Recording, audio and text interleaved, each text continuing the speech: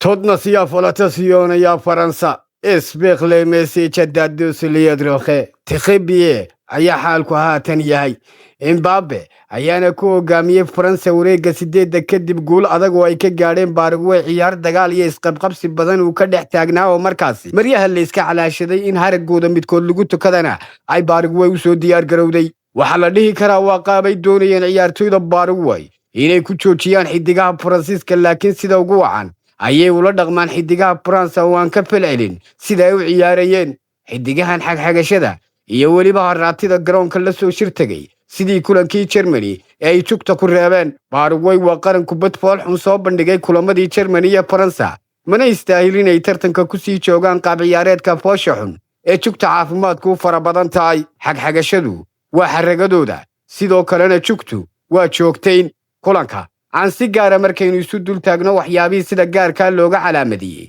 Paraguay 5 isku day oo kaliya ayay kulanka samaysay oo ay mid ku aadisay halka Faransiisku 15 ku firdhiyay shanna uu ku aadiyay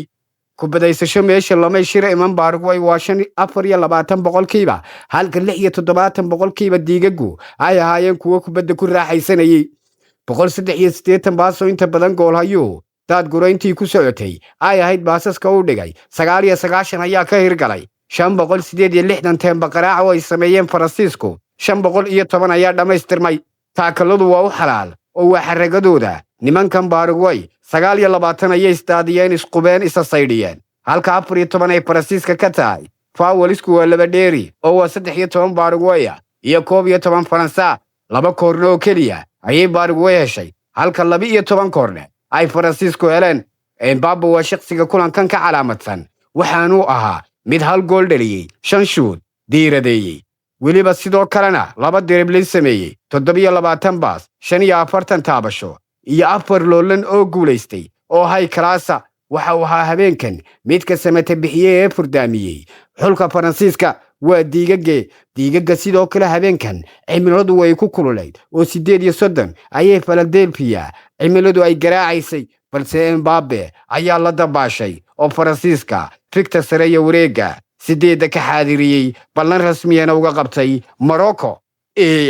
waa la ismudan yahay haddii Faransiis uu ahaa qaraabta qaaradda Afrika markan kuwii qaaradda aaminay ayay isheli doonaan burya biyana waa loo kala bixi doonaa Paraguay 4 July haragooda ayaa lagu tukado tartanka waa laga cirib tiray 29 June waxay ahaayeen kuwa Jarmalka jabaday oo markaasi tartanka ka saaray 5 kulan ay ciyaareen Paraguay Mareykanku 4 buu dhiibay Turkiga 1-0 waliba sidoo kalena Australia 1-0 Jarmalka gool kulaadii kaga soo badiyeen oo barbaro ayaa la galay maantana Faransiiska ayaa iyaga ku firdhiyay hal gool oo markaa maraqooda cabay Mbappe waxba lagama qaban karo rikoodhaha markuu dhaliyay kuwan leh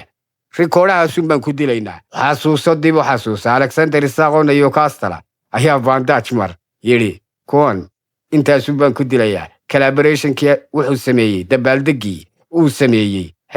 Alexander Isak sidoo kale Mbappe waa ninka kaliya nag outka 2018 22 iyo 26 saddex gool iyo wax ka badan ba laga filan karo wareegga nadawka yaa wuu yaqaanaa sida halkan loo cad goosto waa mid garanaya oo aan loo tilmaamayn 19 gool ayaa la leeyahay 19 kulan oo koob adduunka la ciyaaray waxaanay ka dhigan tahay Mbappe inuu yahay isbiq leemese jadadu siliyad roxe 19 game 19 gool fahamta علي shay kullu kalam nin goosan kara nin garanaya nin gudanaya nin waliba gudaha garoonkana gam kaga siinaya shaqadiisana garanaya weeyaan ninkani xubintu waa kariskiya kala haadintii anigu waxaan ahay Maxamed Tirike midda xigtaynteenu ku kulmi doono yaan lagu karsane ha isballaqin sida ayaa maana Allah